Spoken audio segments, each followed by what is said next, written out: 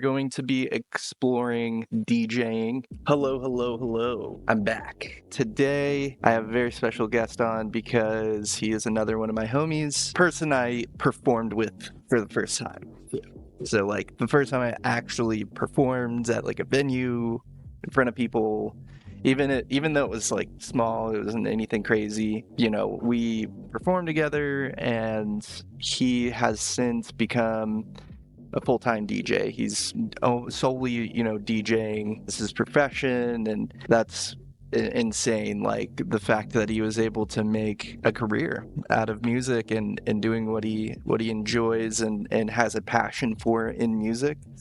Really what I want to try to include as much as I can in the streams and in the content is people, who have been able to do what they love and make a living off of it, as well as people who do it for a hobby or, just enjoy it in general. Definitely appreciate the positive feedback I've been receiving. Seems like a lot of people are getting excited about the stream and the episodes and what's to come.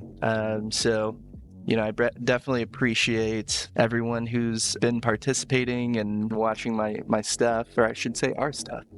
It's more than just me. I think at some point I'm gonna have to do some hands-on stuff. To put it into perspective, I don't want to show my face, but I would not mind showing my hands and stuff, and at some point we're gonna do some hands-on stuff. I know that for a fact, so I may just have to show my face. But what I'm thinking is just pointing my webcam over to my equipment that I want to show you guys about and all that, and kind of doing that type of thing, and potentially hopefully at some point we can get a guest to do the same thing. Eventually we might have some hands-on DJing demonstrations, potentially guitar, potentially drums, keyboard, whatever else. I want it to be where people can kind of demonstrate technique and show you guys hands-on how to do certain things. And same thing with me. I want to be able to show you guys how I make stuff live. I've started doing my own live sets and stuff very, very recently, within the last week.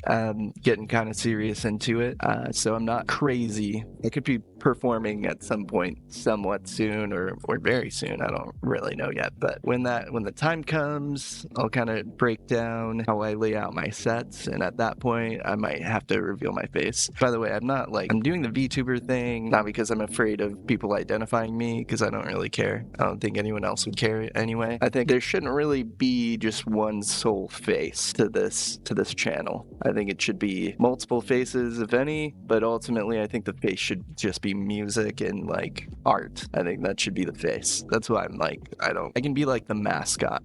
I won't be the owner or something, hopefully at some point I can get some mods or something, other people to help run the channel, make content for it, that type of situation, and that way we can get a little bit more in depth. At some point we're gonna go pretty much through all of the different categories of music professionals. It's kind of it's for me to find out, because the viewers may already know. A lot of them may already know all the stuff, but potentially some of them might not know everything about it and be like, oh shit, I didn't know that. And it might give you guys more outlook, make you more confident in booking, producing, songwriting, all that stuff.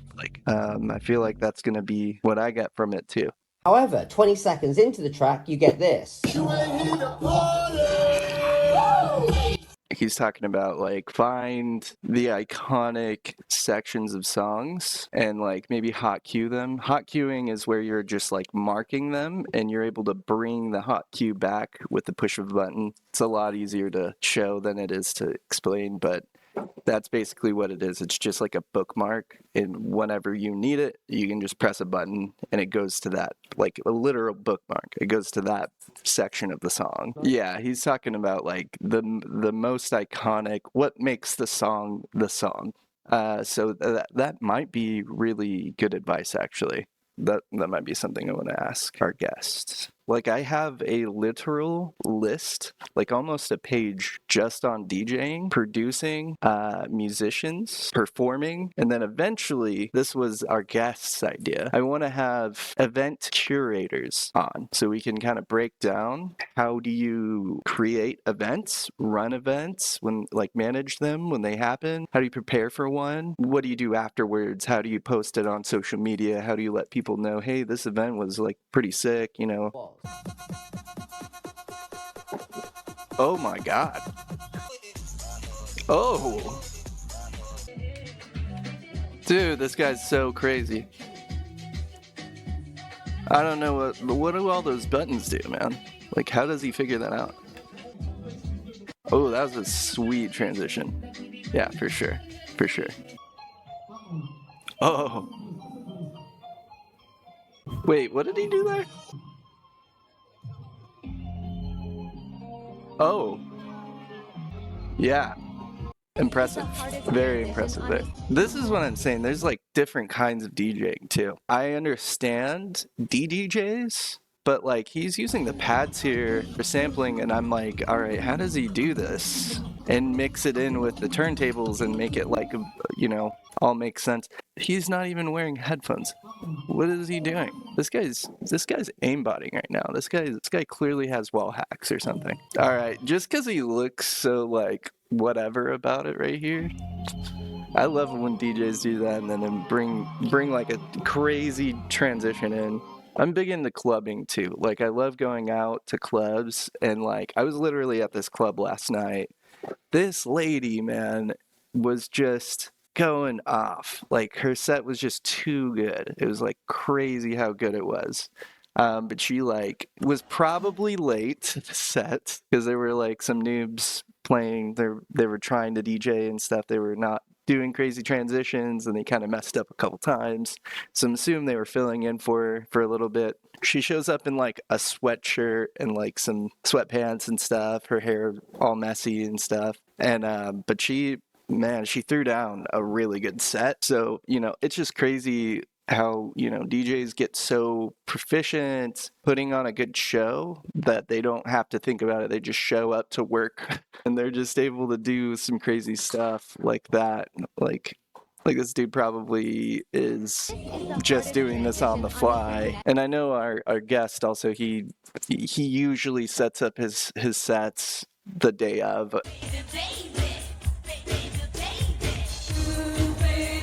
Oh my god. Yeah, that worked really well.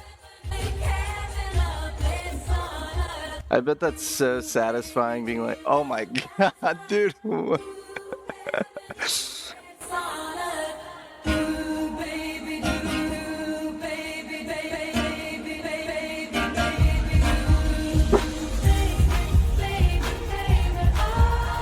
Wow. Fake DJ. No. How often does that happen? Where like it's like a huge stadium of people and this dude's like not actually DJing. Do you think that happens a lot? Well, oh my god. Wow.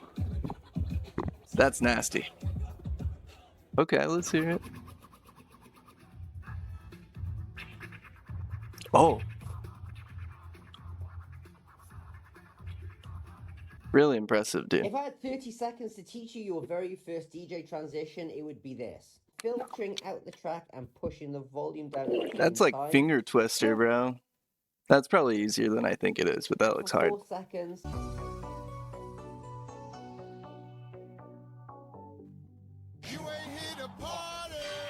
feel like that's pretty helpful.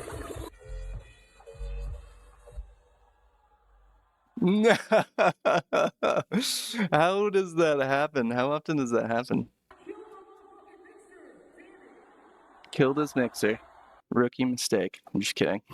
Let me see if I can get guest number 3 in here. He also said that he would be totally cool with, you know, showing his face, and he might even be more comfortable doing that. And that's totally awesome. So this will be the first real person you see on the stream. How's it going? Thanks for joining. If you're If you're in here, welcome. This could be the start of something pretty cool.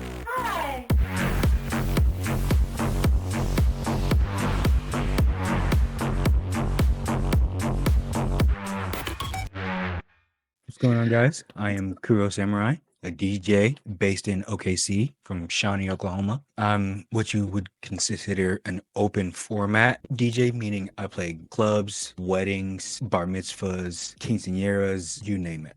Let's start with just some general stuff. What are your go-to genres? I typically lean towards like top 40 or like rap and hip hop. Recently, I've been playing at this place called the Collective. They're going for more like a upbeat lounge, so I'm playing more future beats. I'm a piano, anything worldly or 90s hip hop. Like I really love 90s hip hop. Dude, that's awesome. You kind of introduced me to I'm a Piano. You said Mhm. future beats as well. What artists? Troy Boy, he leans more towards trap EDM. My go-to every time is K Tronada. He's my lifeline. Okay, I've not listened to K Tronada. I'll have to check that out. Nick Bike, he mainly makes like edits of songs, but Nick Bike does not miss. I'll check him out too. Very cool. When do you usually set up your sets? It depends on the type of gig for me. If it's like a private event, I'll usually get there early and then prepare a set while I'm like behind the booth or wherever they have me set up. I'll be sitting down in a chair, laptop on my lap, picking and choosing different songs that I hope the crowd would like. It's not like a full like stick to it. It's more of like, let me put this song in my pocket just in case for later. How do you usually like determine what songs those are that the crowd's like feeling more energetic, or if things start slowing down, this is how to build them back up, give them more energy? It's energy and knowability as well. Like if they know the song, if they can sing every word, 9 times out of 10, they're going to. Whitney Houston's I Want to Dance with Somebody. That is a staple for any wedding, black, white, Hispanic, Asian. It does not matter. People know Whitney Houston. I love that answer. Match energy and knowability. Okay. So that's like instantly a way to get energy back. If you're losing them a little bit, you're like, all right, throw in I Want to Dance with Somebody. We'll see how things go. And 9 times out of 10 it hits. I bet everybody that DJs, if they do it enough, they probably find that song. What other songs where you're like, ooh, this is probably gonna hit? Will Smith, Miami. It's hit every time. I dig that. Okay, hell yeah. It has a nice bounce to it. Another genre is bounce. Bounce, you can bounce standing up, you can bounce leaned up against a wall, in a chair, you can bounce laying down. You want it to be generally something knowable if possible that either brings in energy or matches the energy and makes people want to bounce or move at least. And then you got something going. You said there's a genre called bounce as well? Or Yes. do you make your own folders where you're like, all right, these are all potentials? Yes. In Serato, they're called crates. You can also make one full crate and then add a sub crate as well. You could say the main crate is called XYZ Wedding. Within those sub crates, you can do 90s, R&B, 2000s, hip hop, Latin. Really just flesh out a whole set, not having to rely on, let's say, like a USB flash drive. At some point, would you want to come back and maybe set it up to where you can screen share to the stream and like you can walk me through like how you put together crates? You know, I have all of my music on an external hard drive. I even have my Serato open. That's I've been excited for this. I've been excited for this too. That'd definitely help a lot. Are you getting tribal knowledge? Because I know you DJ with other people and stuff. Are you getting a little bit of like what they do? Are you just like solely, this is how I do it, I'm the only one that does it this way? Or how's all that work? I'm taking in information from them literally at all times. I started out with working at Top Golf with Jalen Dorsey, aka DJ Lightbright. At that point, he was a part of radio DJs and would play up at Top Golf like once or twice a month. And immediately whenever I saw him, I was like, he's like 6'4", 6'5". So you can't miss him at all. And he's got like these really long dreads as well. And I saw him and I'm like, that guy looks cool. I'm gonna go introduce myself to him. Just like he seems like someone that you just want to be friends with. I'd gone to see him play up there every time. Even if I wasn't working, even if I was working, I'd like sneak up there and catch like a couple songs and let him know that I was there. Every time he'd be like, hey, I see you.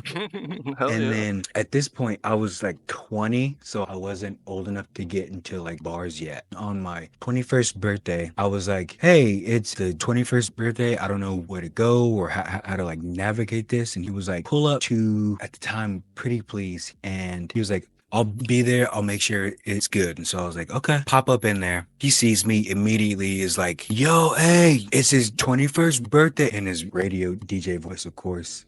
The crowd immediately just like erupts. And I'm like, is this what it's like every time? And he's like, yes, it Oh is. my god. You say a birthday to the mic, 9 times out of 10, they're going to just scream their heads off. I'd already been knowing that I wanted to be in the entertainment industry. I was in drama in high school. Shout out Robin. My drama teacher, she was like, no, you have the X factor. Totally. I was like, yeah, I do have the X factor. Yeah, I do.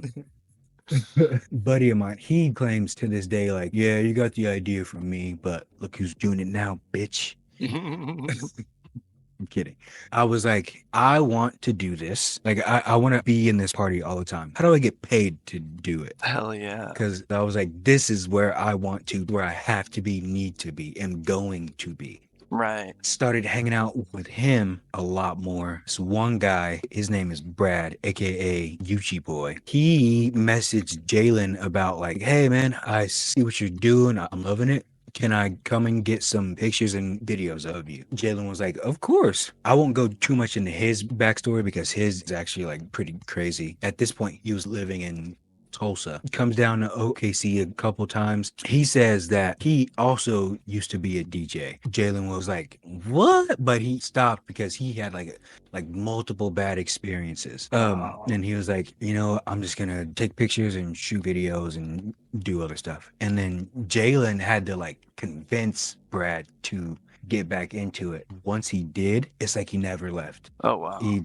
So my mentor, I have 3. Jalen, Brad. And the third one is Danny Eagle, aka DJ Tangerine. The way I met Tangerine was serendipitous. I'd gone to a infected mushroom show one night with someone, and I met Danny there while he was with his EDM at UCO club. We all also had backstage passes, like meet and greets. Like I even got a video with Dev on the 4-year anniversary of Keegan and I's friendship. If you have backstage passes to meet an artist, ask to like get a video or picture. Don't have your phone out immediately because that's off-putting. Always ask. I did not know.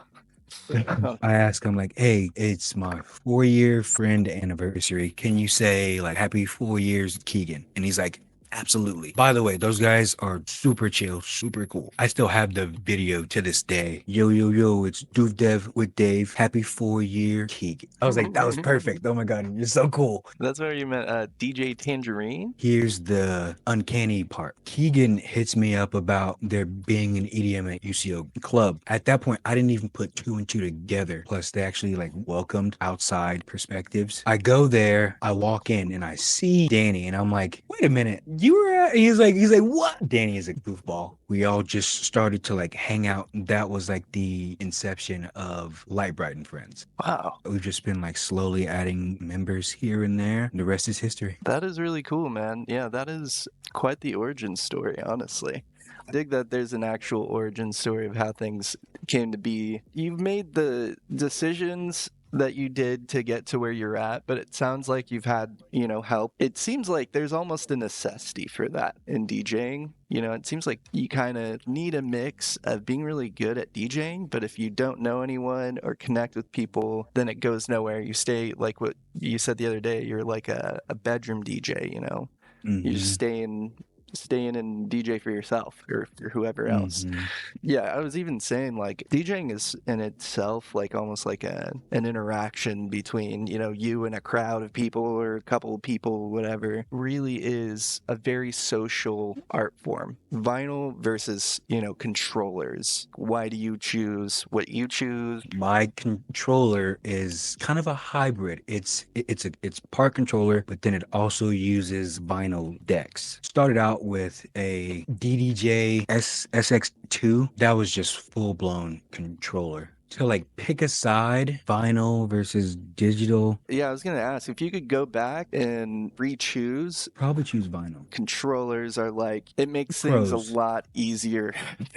Yeah, you know what Yeah. I'm saying? Like, but also scratching, you can get very nitty-gritty on vinyls Hmm. versus controllers. Just so people who don't know about what we're talking about, vinyls are literally you're using turntables, you put vinyl discs on, you have a mixer, runs the sound through it, and then that goes to the speakers. A controller, you're taking the digital audio, running it through a literal controller. It's just controlling the audio. All in one. Like it's got the mixer and then the two decks. On most controllers, you can choose between deck 1 and 2 and then 3 and 4. Most of the time, no, you'll just be using 1 and 2 unless you're trying to get into like something really funky. You're trying to like add a backtrack to a backtrack and then like enhance it. But that's the difference. You can bring with you physical vinyls and DJ on physical vinyls, and it's usually easier to scratch on. I mean, well, not easier to scratch on, but like It's more satisfying, really. it's probably more Because satisfying.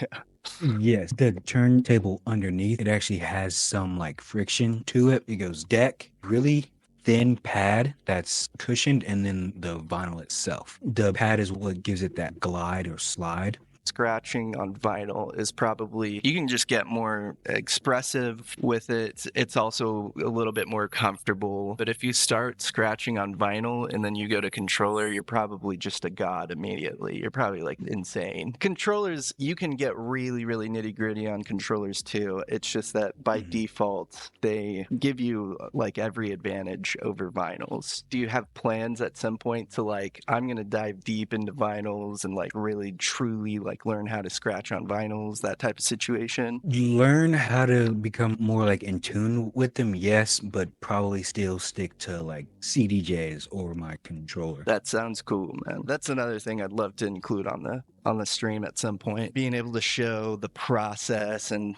kind of hands-on demonstrations of physical vinyls. Okay, we kind of covered this, but I wrote down how to choose throwbacks. Like I can kind of infer based on what you said, recognizability, like will people know this song as soon as they hear like the first 2 seconds? If it matches the energy or builds the energy. You want something with bounce. You want something that like makes people move. That kind of answers that. Do you have any additional techniques that you use for throwbacks? Like, are there any websites out there, or resources that you like go to that you're like, oh man, I want to find like something special for tonight? Or I actually use Live DJ service. They have like the originals and they also come with an extensive library of like edits or like edit packs. Sometimes even the same song just remixed in different genres, different intros. There's a slam edit, it makes like a slam and then it just brings the song in, or there is a 16 bar intro quick edit to where it'll play a verse and a chorus and then play like the outro. so what are edit packs? If you use Bandcamp or SoundCloud, whenever someone remixes a song or like takes other remixes and just puts it in an EP type of folder, just like the remix songs, you'll have 6 different tracks of say like Party in the USA. It'll be not the original because that one is copywritten. You'll have like a Party in the USA baile edit, chata edit, trap edit, whatever. Do you know what cumbia is? Cumbia. Yes, I do. The cumbia. Yeah. My girlfriend wants me to try making cumbia at some point. So I write down like every genre people talk about, just so I can like look them up and potentially at some point I'm going to try to make them on the stream and stuff, break down like the techniques I used. Hopefully, even at some point, if I can find like, for example, baile or bachata artists, I can try making a song. They can come on and tell me like how much I fucked up on it. There's nothing. So this is something super like I'm super interested in. So like I said, I feel like DJing is definitely an interaction between the DJ and the audience. What are ways that you are able to connect with the audience that, you know, maybe you were told or that you just do and you feel like it gets people hyped? Something that I like to do, cut the music and be like, hold up, hold up, hold up. Does anybody here fuck with XYZ? If they do, they'll cheer. But I always have like a backup. Starts off a little bit more niche than like a backup just in case, but also still knowable. Anybody listen to Bad Bunny? They will loop Bad Bunny every time. And then I'll just bring in whatever Bad Bunny song. A lot of the requests, whenever I get them for Bad Bunny, sometimes they're from Latino or Hispanic people. Most of the time, it's college white girls. I think that needs to be studied. Scientists need to get on It's that. funny though. We need Absolutely. answers. Say Bad Bunny gets nothing but booze. What's the secondary that you whip out usually? That's not On that possible. It'll always get bit, juice. yeah, I'm like, it's not possible. If not that, I'd say like no Bad Bunny. Okay, show of hands. What about Roscoe Dash? I won't even like wait for their response. No hands. The intro line is listen to the track, bitch. It flips something almost primitive in everyone's brains, and they just are filled with like energy. You could come off of a high energy arc in the night and then like reset it. Everyone's like out of breath, just tired, just as soon as they hear that opening line, they just get hit with like reserve chakra, essentially. I actually dig that song too. I remember in middle school when that shit came out, and man, it was such a cool song to listen to. You just wanted to listen to it all the time. Connecting with the audience goes mostly you want to do it with the music itself. Yes. If possible. And if you can throw in like a hey, who likes Bad Bunny, then do that. If nothing else, the music should speak for itself. Track selection, really, really important. This is going to be what I ask like everyone that hops on the stream that performs. What do you do for pressure? Stage fright? Do you have any like techniques that you do that work for you? Stage fright. It happens to even the biggest of DJs. It doesn't matter if you're just starting out or if you're a headlining set for Coachella. It happens. Talk about it. Don't just hold it inside, because then that anxiety like builds up. If you just talk about it with someone, more often than not, they'll be able to like talk you down, make sure that your head is like back on your shoulders. If that doesn't work, you drink. Take a shot. Don't rely on that every time. Stretches really helps because it helps get blood out to the extremities and helps relax your muscles if they're really tense. Those are That's what I really do at least. solid. I feel like everyone's going to have their own technique there. I like drink.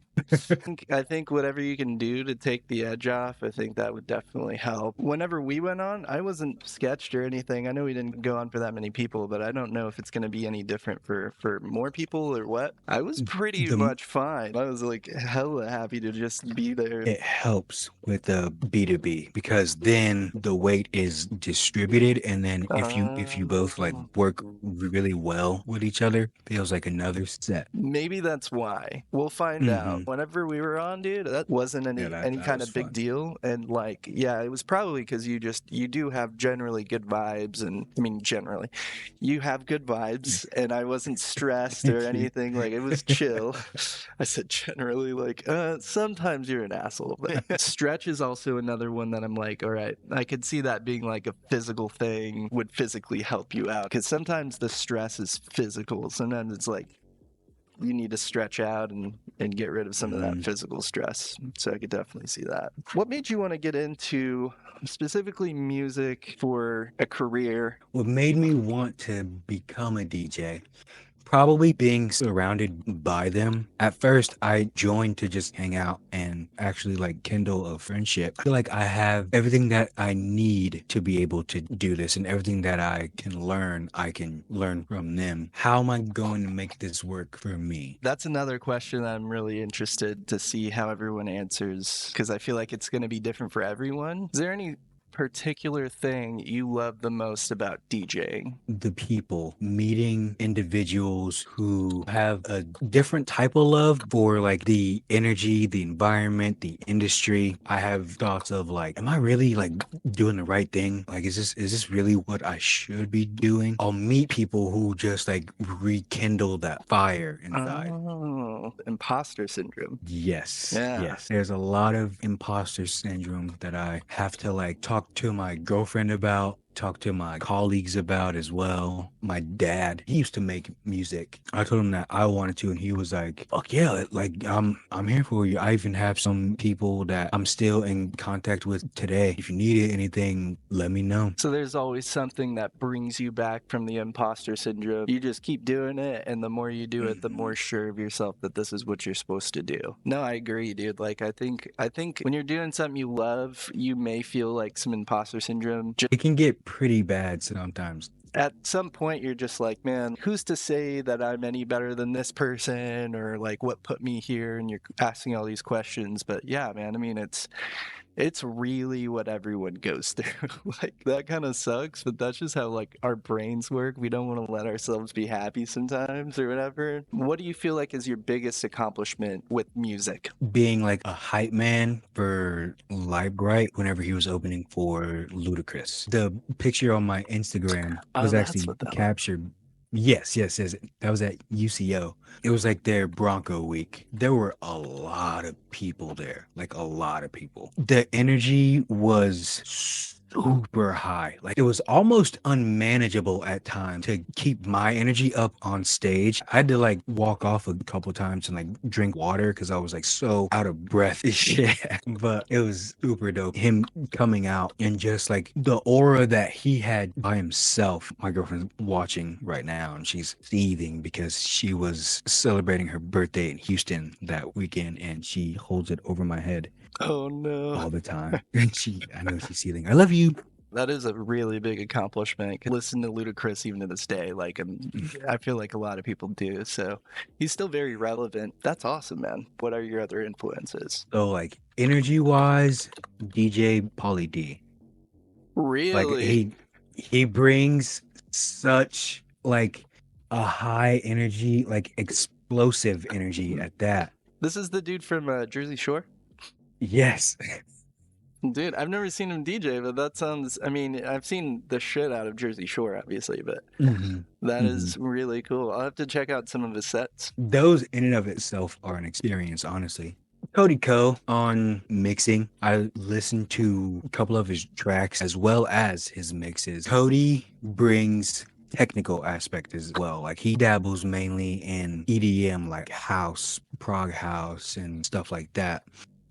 While he's playing, he does like look up and interact, but most of the time he's like making sure his songs are in the corresponding key, or if they're not, at least they work well together. Personally, I DJ mainly from the heart. Like I'll pay attention to like key selection. If there's a word in a song that correlates to the next song that I'm going to play, I'm going to loop that word like you were watching in the shorts. I love that. I love doing that. That's what I was saying. I was like, I bet that's so satisfying to come up with like Mm. 2 or even 3 like really good transitions of songs that just fit so well. That type of transition is like super impressive. Yeah, dude, I have still tons of questions. I'm here. Whenever you're thinking of your favorite genres of music just to listen to, not even to DJ, what's your go-tos? It's the complete opposite. It is. You wouldn't even think I would be a DJ. A lot of Suicide Boys, saw them live. Ski Mask, saw him live. Maxo Cream, saw him live. Freddie Dredd, I was supposed to see him live, but Yeah, I he remember did that not show. come to OKC. I also listened to like anime openings. The season 2 opening of Marshall, Magic and Muscles, Bling Bling born. It's nothing like you would expect an anime opening to be. It's a Jersey Club song, but in Japanese. Just gets me so hyped. 80s synth pop. I Hey, love it. I love it. same. Yeah, man. Hall & Oates, Wang Chung, Laura Branigan. I have a specific playlist on my Spotify that is just like the entirety of Flash FM from GTA Vice City. That's actually how I got into 80s synth pop. I got into 50s music like that. Like I'd play Fallout and just like Oh, as you that too. know, I'd just get like Yes. addicted to like 50s classics. Let's go to my favorite question. What was the first time you felt like you lost yourself to music? Oh, whenever we were in New Mexico DJing Oh, and we had a little bit of, I don't know if I can say this on stream. So you know what I'm talking about, yeah, I but know what you're talking about. yes, silly cybernetics.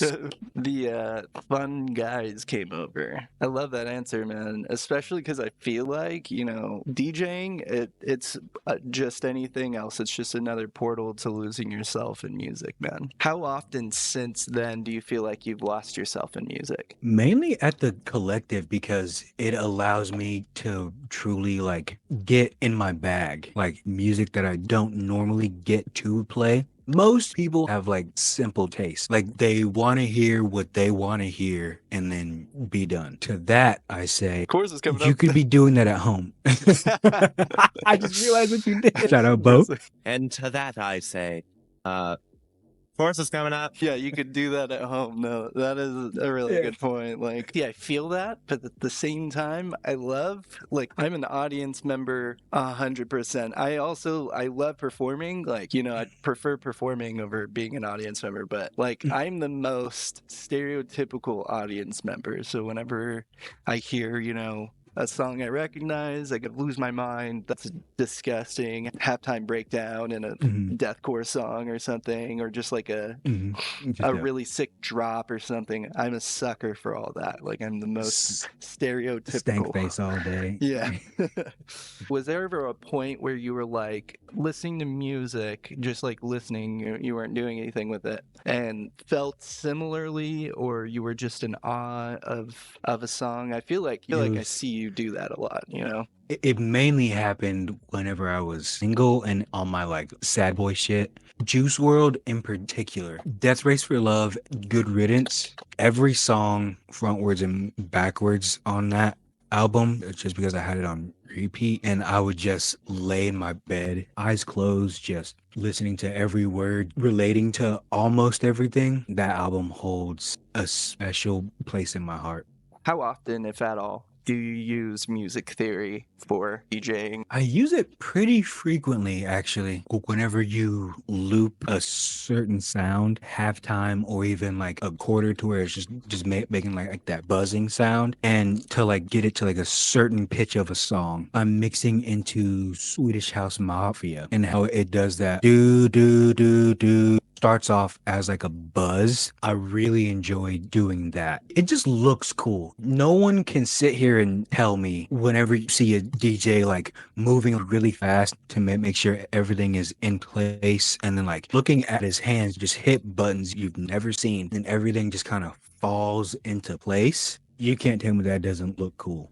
That's true. I actually know what you're talking about now. Yeah, I guess there are a lot of opportunities for music theory and DJing. Whenever I think of music theory, I think of scales, keys, time signatures, sheet music type shit, like Okay. yeah, but probably use music theory way more than I do. But that kind of makes sense. There's probably actually a lot of music theory that you just like gotta know. There are even like music theory concepts that I don't even like think about that I'm still doing. You've definitely far surpassed my DJ skills. So like from what I learned DJing and stuff, what I know really didn't dip into very much in terms of music theory. Except for like, I kind of learned some hacks for DJing and stuff that like probably have nothing to do with music theory, or they could, I have no idea. But one of the things that I want to try to do is see if music theory is a viable thing to like dive into, and if so, at some point I want to like get really into it and potentially make like extensive videos and streams on just music theory. Whenever you record your sets, why are you recording your sets? I should start there.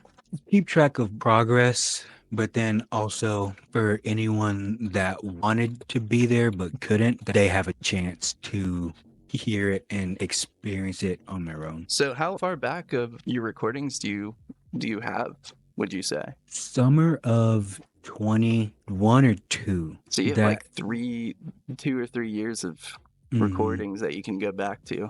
How often do you listen to your progress? From time to time, but it's really hard to listen to like my own product just because I'm mainly focusing on the flaws of it and not really like giving myself credit. That was going to be my next the good question. things.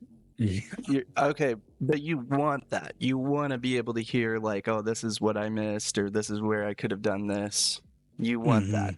What are you listening for when you're like listening back on your recordings? Transitions, or if I left on the effects like a little bit too long to a song, I'll be in the middle of mixing. I'll transition to the next song, forget that I have the effects on, and I'll have to like turn it off. But if you don't draw too much attention to it, no one really notices. That's like the big thing though. You're human. You're going to mess up, fix it, and then push on. No one's going to like, be like, oh, did you hear that? Oh, he messed that up. Like, that's pretty bad. Oh, I don't think he's that good. No, they're not thinking about that at all. Right. Yeah, a lot of the time they won't even notice. That's like part of the song. Exactly. Or something. Like, don't beat yourself up about mistakes because they're going to happen, and most of the time people won't even care. Are there any other things that you've done to improve your DJing skills besides recording your sets and listening back to them? Potentially resources like websites you go to, any books that you would recommend or something like that? DJing for Dummies, a good like intro step or insight into learning something. Yeah, it says dummies, like that doesn't make me feel good. I used to think that as a kid, but as an adult, I'm like, okay, they titled that properly because it's like you're not supposed to feel dumb. It's just that you don't have all the knowledge about it, which is true. You open up the book and it's like it's just insightful information. We have a group chat. Like if we come across reels or TikToks, we'll share them. And a lot of the times it's stuff that we didn't even know. That's cool. So yeah, I mean, joining networks of other DJs definitely can grant you some knowledge that way. And then of course YouTube, as much of a cesspool as it is, Reddit, but like most people on there are actually just there to help. Asking questions is the smartest thing to do. No, those are definitely good answers. YouTube for everything, Reddit for almost everything, like almost so everything. Those are definitely. Do you have any tools you use for DJing that you're like, okay, this is something that helped me a lot? Any like favorite tools? Let's hear it. Yes. My two favorite tools are Noteburner, Spotify Music Converter, and Alavasoft or Alavsoft. I've never heard of any of those except for the Spotify Music Converter thing.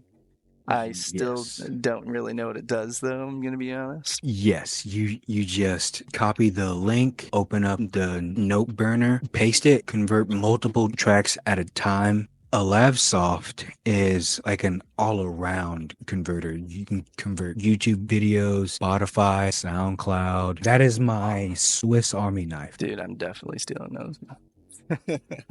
Go ahead. They both cost money, but you can either do a subscription or you can do a lifetime license. You also get like multiple keys for different devices. And of course, the classic Toucan V. Used that a lot back in high school. Oh, I got an eyelash.